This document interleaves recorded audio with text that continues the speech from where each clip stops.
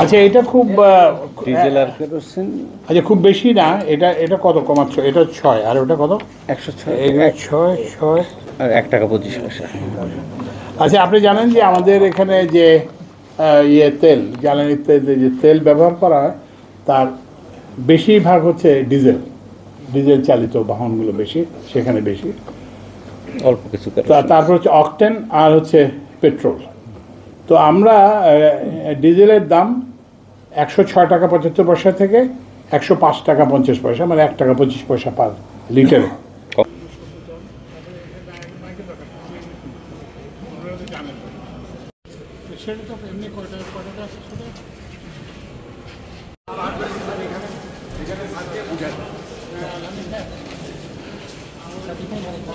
পার লিটারে কমাচ্ছে।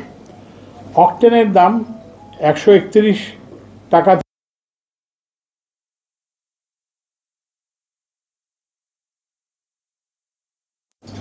টাকা কমাচ্ছে।